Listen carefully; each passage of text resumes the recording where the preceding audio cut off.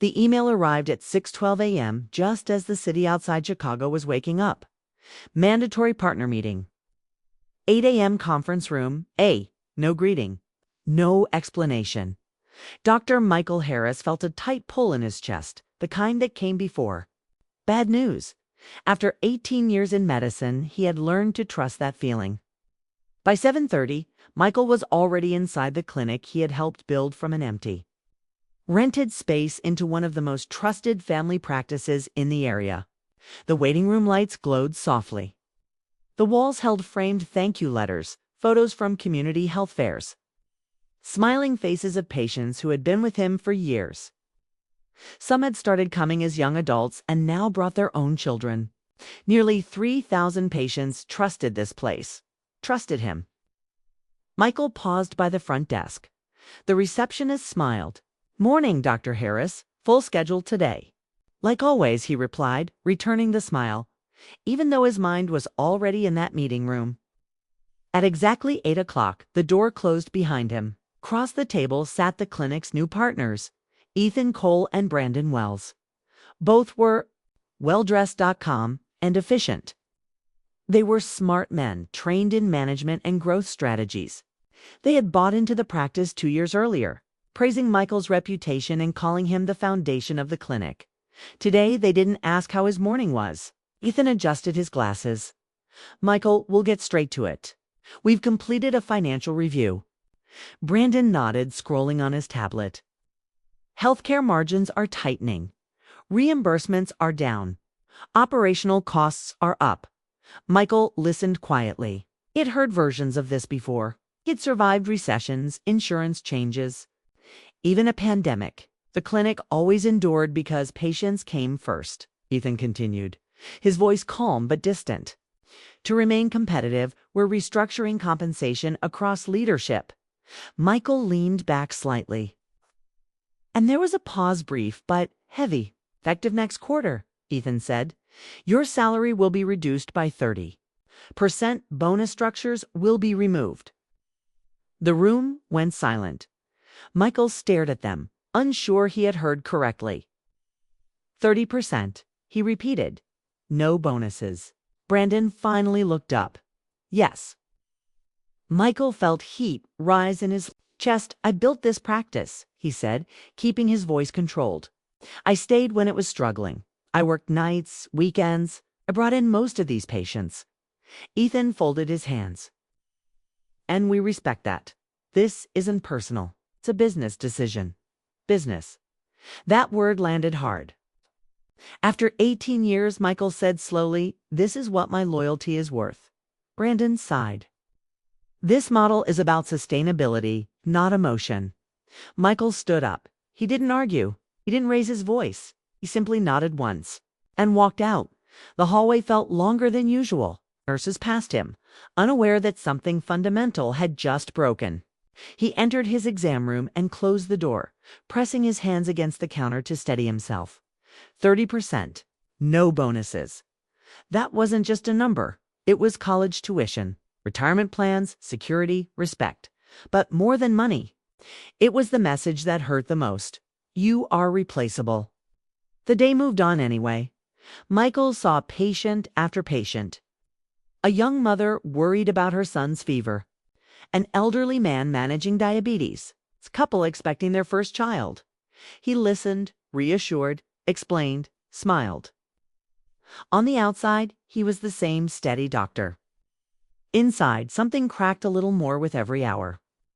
At lunch, he didn't eat. He sat alone in his office, staring at an old photo on his desk. It showed him 18 years earlier, standing in front of the clinic on opening day, arm around his wife, Laura, both smiling with hope and fear mixed together. That evening, Michael came home late. Laura noticed immediately. "You're quiet," she said as she set dinner on the table. "They cut my pay," he replied. 30%. No bonuses. She froze. "What?" He explained everything, his voice flat. Laura listened without interrupting. When we finished, she reached across the table and held his hand. "I'm sorry," she said softly, "if you gave them your best years." Later that night, Michael couldn't sleep. He walked into the kitchen. the house dark and still. Outside, streetlights reflected against the window, and for a moment he barely recognized the tired man staring back at him. He thought about all the times he had chosen the clinic over himself, missed vacations, canceled plans, promised Laura it would slow down next year. For what? His phone buzzed on the counter. One new message. The name made his heart pause. Emily Carter. They hadn't spoken in years. Medical school memories rushed back, late-night study sessions, shared dreams about practicing medicine with play, with compassion instead of chasing profits. The message was simple. Hi, Michael. I heard through the board about some changes at your clinic. If you ever want to talk, I'm here. Michael read it twice.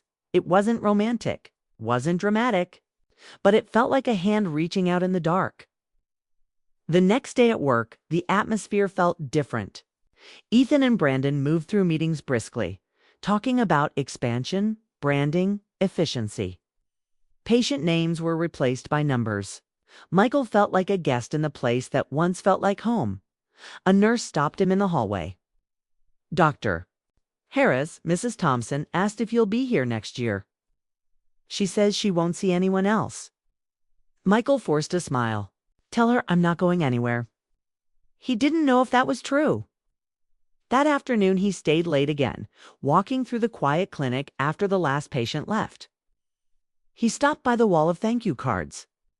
One note caught his eye. You listened when no one else did.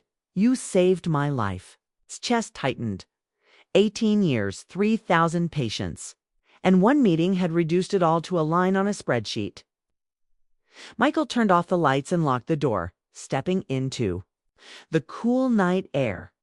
The city hummed around him, indifferent and fast. As he walked to his car, he glanced at his phone again. Emily's message was still there, unanswered. For the first time in a long while, Michael wondered if staying loyal to a place that no longer valued him was a mistake, and if leaving might not be failure but survival. He sat in the car, engine off, staring straight ahead. The future felt uncertain. But somewhere beneath the disappointment, something else stirred. A quiet question. What if this wasn't the end of what he built, but the beginning of what he truly deserved? The next morning, Michael's phone buzzed again. Emily's name flashed on the screen. He had debated ignoring it, telling himself he had too much to sort out, but curiosity and maybe a spark of hope won. He opened the message. Coffee, noon, just to catch up. He stared at the words. Coffee with Emily Carter. A blast from the past. Someone who remembered why he had started medicine in the first place. He replied with a simple, see you then. The cafe was quiet when he arrived. Sunlight filtered through tall windows, catching the dust in the air. Emily was already there, smiling, as if she had known he would need a little grounding today. Her presence wasn't dramatic or overwhelming, it was calm, familiar, safe.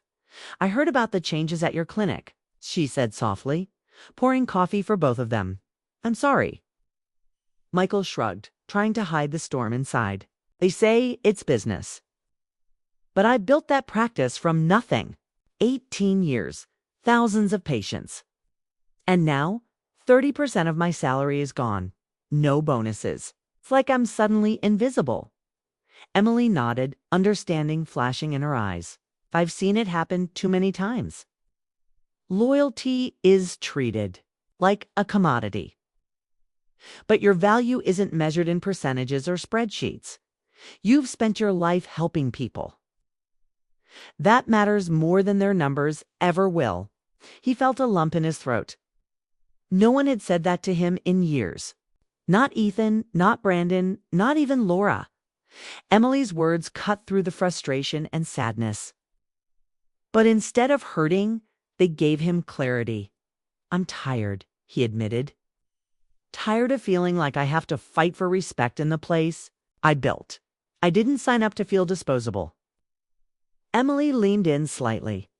Then maybe it's time to stop fighting for people who don't see your worth and start building something with people who do. Her words lingered in the air like a promise. Michael thought about it. The idea of leaving wasn't just scary. It was liberating. He could take all the knowledge, experience, care he had poured into a clinic for almost 2 decades and use it somewhere it would be appreciated. You have an opportunity, she continued. I'm expanding my practice. Patient-centered, physician-led. We care first, numbers second. I need someone with your experience, your heart. Michael sat back, letting her words sink in. Heart over numbers. Respect over spreadsheets. People over profits. He had spent years sacrificing his own time and energy for a practice that now treated him like a cost center. Maybe it was finally time to choose differently. He spent the next few days in quiet reflection, walking through his old clinic, saying goodbye to familiar walls, hugging nurses who had become like family. Patients who had known him for years stopped by, some with tears in their eyes, some with smiles. One elderly man whispered, "You're worth more than they'll ever see." Michael realized he wasn't leaving because of anger. He was leaving because he finally understood his own value. By the end of the week, he handed in his resignation. He didn't make a scene. He didn't argue or negotiate. He walked out with his head held high, knowing that every patient he had cared for had witnessed his dedication. That dedication didn't disappear because the wrong people didn't appreciate it. A few days later, he met Emily at her new clinic. The walls were bare, and the waiting room was modest, but it felt alive. Every corner echoed potential. Patients trusted her, and they were starting to trust him too.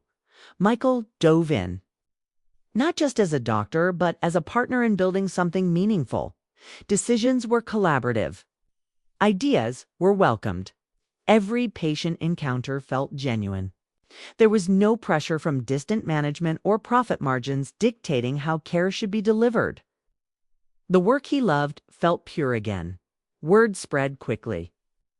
Patients from his old clinic began transferring, drawn not by advertising, but by trust and reputation. Soon the clinic started to grow, but differently, patient by patient, connection by connection. Michael felt a sense of fulfillment he hadn't experienced in years. One evening, as he and Emily locked up the clinic together, she asked quietly, "Do you ever regret leaving your old clinic?" He looked at her, smiling, and shook his head. "I regret thinking my value could ever be reduced to a number on a spreadsheet. But I don't regret leaving, not for a second." Emily smiled, the kind of smile that felt like reassurance and partnership at the same time. "You deserve to be somewhere that sees your worth." Michael realized she was right. Sometimes the deepest cut doesn't come from losing money, it comes from realizing that the world might never value your loyalty or effort the way you do. But choosing to walk away to protect your integrity and your passion was not defeat. It was freedom. Months passed, the clinic flourished. Patients returned. Michael found joy in the everyday moments he had missed in his old practice, the laughter of children in the waiting room, the grateful looks of families, the quiet satisfaction of a job done well. Emily and Michael grew closer, not immediately, romantically, but in partnership, in trust, in shared purpose. Their connection wasn't built on passion alone, was built on understanding, mutual respect, and the shared belief that care, honesty, and dedication should never be compromised. One late afternoon, as they were reviewing patient charts, a young woman walked into the clinic with her father, who had been under Michael's care at his previous practice. "Dr. Harris," she said, "I had to follow you here. My dad wouldn't have gone anywhere else." Michael smiled, feeling a warmth he hadn't realized he missed. All the uncertainty, all the cuts, all the financial changes had led him here, not to something bigger necessarily, but to something right, something meaningful. He stepped outside later that evening with Emily. The sun was setting over the city, casting golden light across the streets. He felt lighter, freer. For the first time in a long time, work didn't feel like a weight it felt like purpose. Michael understood now that respect, trust, and value couldn't be taken from him by anyone. Numbers, spreadsheets, percentages, they didn't define him. His choices did. His dedication did. His care did. As he walked beside Emily into the evening, he realized that leaving had not been an ending. It had been a beginning. It's a chance to rebuild on his terms with people who understood what mattered most. The clinic wasn't just a building anymore. It was a reflection of what he had always stood for: integrity, compassion, and the belief that loyalty and heart are never wasted. And sometimes, he thought, the hardest moments, like watching a life's work suddenly lose its meaning, are exactly what push you toward the future you were meant to have. That night, Michael didn't worry about spreadsheets or percentages. He thought about patients who trusted him, the staff who valued him, and a life built on respect. He felt a quiet satisfaction that comes from knowing you made the right choice. Even when it was the hardest one, Michael had survived the cut, the betrayal, the loss. And in doing so, he had discovered something priceless. A place where his loyalty, heart, and passion were honored, down to a future where he could finally thrive, personally and professionally, on his own terms. From that point on, every patient, every decision, every moment felt like proof that walking away from something that doesn't value you isn't failure. It's the first step toward a life that does.